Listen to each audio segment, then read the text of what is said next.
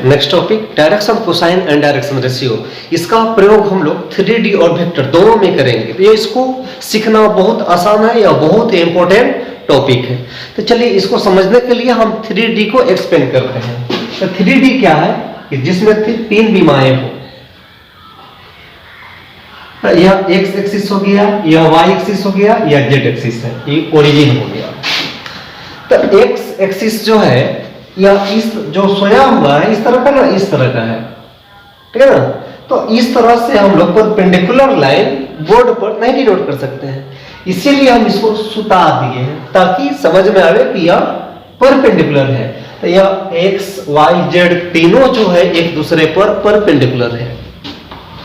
तो suppose that O से x अक्ष पर यहाँ पर कुछ डिस्टेंस x ले लेते हैं, यहाँ पर y ले लेते हैं और इसको z। तो एक पॉइंट की अगर हम बात करते हैं अंतरिक्ष की, तो अंतरिक्ष में कोई पॉइंट P है। तो जो ये पॉइंट P है यह x एक्सिस पर, y एक्सिस पर, z एक्सिस पर तीनों पर लंब होगा। तो चलिए अगर ये तीनों पर लंब है P पॉइंट, तो x y z। अब O से P को हम इस लाइन को मिला दिए।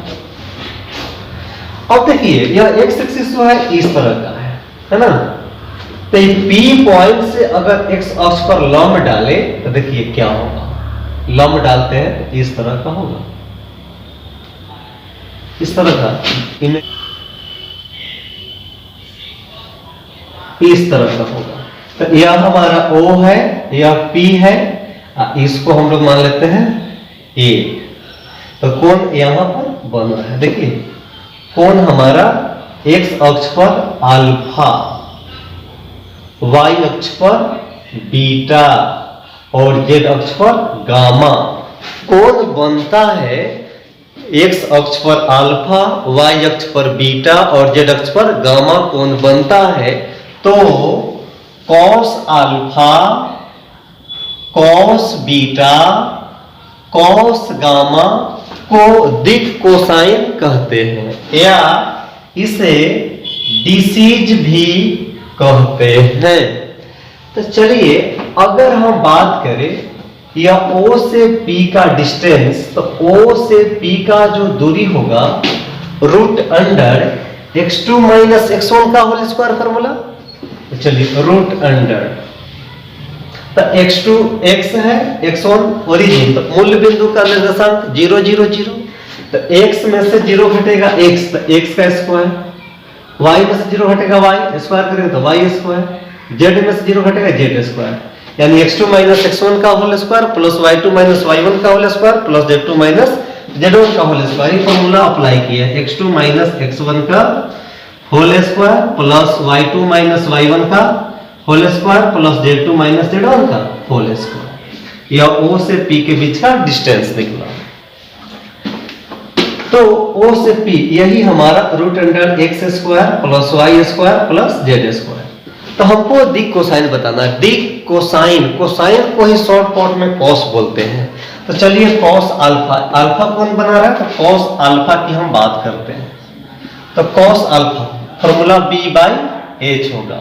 तो देखिए कोण यहां पर बन रहा है, यही ना कोण है, यह OA जो है OA, यहां पर O से A का डिस्टेंस x है ना।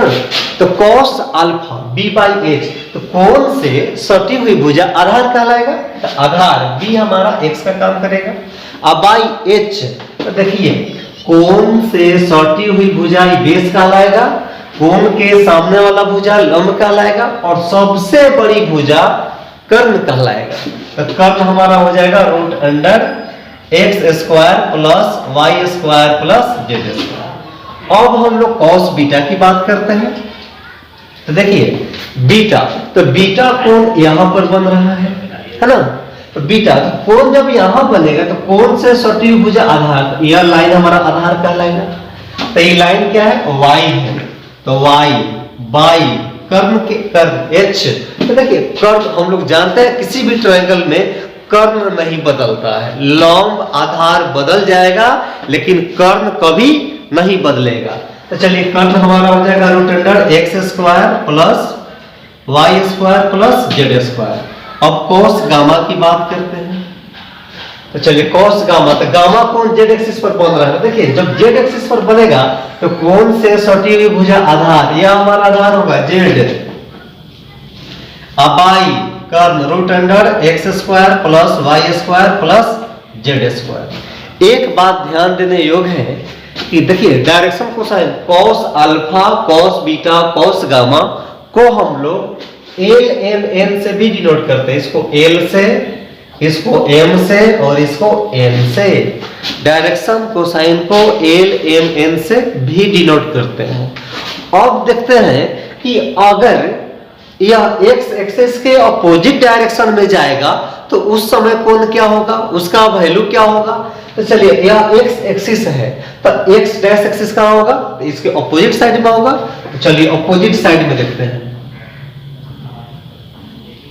यह हमारा एक्स डैश हुआ तो वाई डैश कहां होगा, इसके अपोजिट साइड में होगा, यह वाई डैश होगा और जेड डैश नीचे की ओर होगा। तो हमको एक्स डैश के बारे में सोचना है। तो चलिए तो एक्स डैश यहां देखिए वो यह अल्फा हो गया, ठीक है ना। तो यह अल्फा कोण बन गया और इस कोण की हमको बात करना है, जो कोण बन रहा है यहां पर, ये जो कोण बन रहा है इस कोण के बारे में। तो इस एक लाइन की बात करें, अगर हम यहां से लेके यहां तक की पूरा की बात करें तो यह एक लाइन है। एक लाइन पर 180 डिग्री का कोण बनता है। तो 180 डिग्री में से अगर हम इसको घटा दे अल्फा को तो हमारा हाई कोण बन जाएगा पाई माइनस अल्फा, यानी कॉस पाई माइनस अल्फा। तो कॉस पाई माइनस अल्फा क्या होगा, माइनस कॉस अल्फा। उसके बाद अगर y डैश की बात करते हैं तो चलिए y डैश देखिए, तो यहां बीटा कोण बना, y डैश यहां पर है।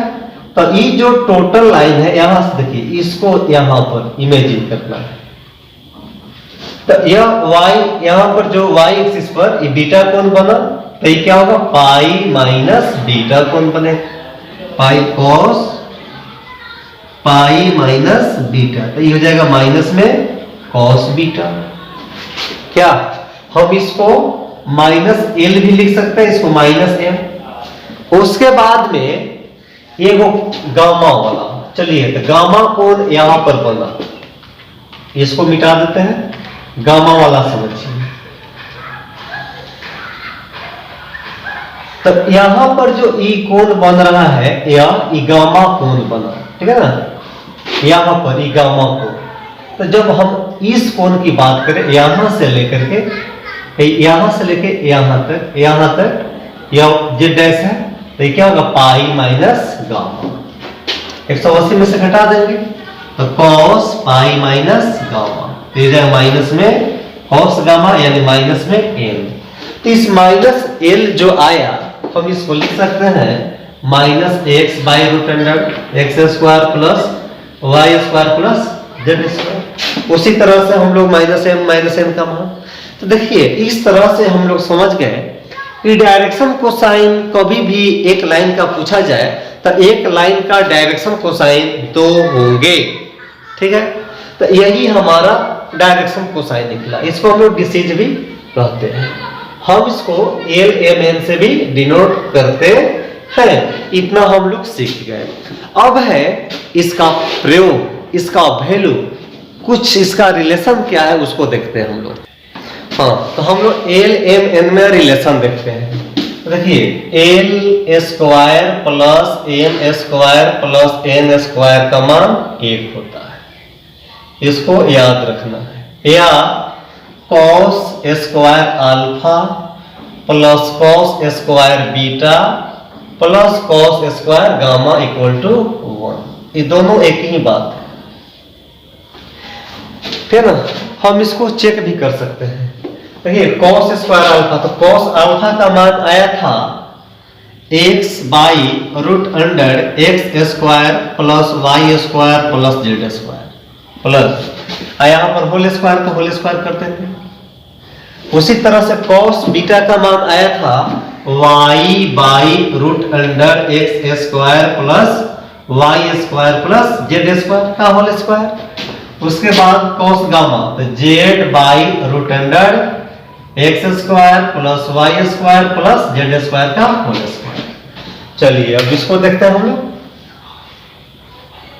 तो जब हम इसको स्क्वायर करेंगे तो एक्स का स्क्वायर बाई हर, अब इसको देखिए अंश बाई हर के रूप में है, तो अंश में एक्स है तो एक्स का स्क्वायर, नीचे वाला का जब हम स्क्वायर करेंगे तो वह स्क्वायर से रूट कैंसिल हो जाएगा।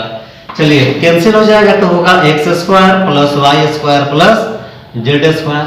अब इसको इसी तरह Y square by X square plus Y square plus Z square plus इसको वर्क करते हैं तो Z square by X square plus Y square plus Z square. अब इसको फ्रैक्शन का हम लोग जोड़ बनाएंगे तो एलसीएम आएगा X square plus Y square plus Z square. देख लीजिए एलसीएम।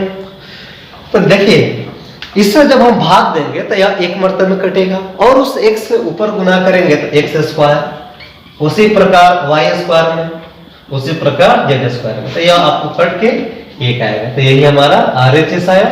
तो देखिए इस प्रकार हम लोग बोल सकते हैं कि cos square alpha plus cos square beta plus cos square gamma का मान एक होता है, या L square plus M square plus N square का मान एक होगा। यहां तक समझ गए। अब हम लोग देखेंगे डायरेक्शन रेशियो। हाँ, तो डायरेक्शन रेशियो जो है, डायरेक्शन रेशियो यानी दिक् अनुपात जो है, कोई संख्या मान लेते तीन संख्या ए बी सी है और यह तीनों संख्या direction cosine L M N के समानुपाती कोई कांस्टेंट होता है।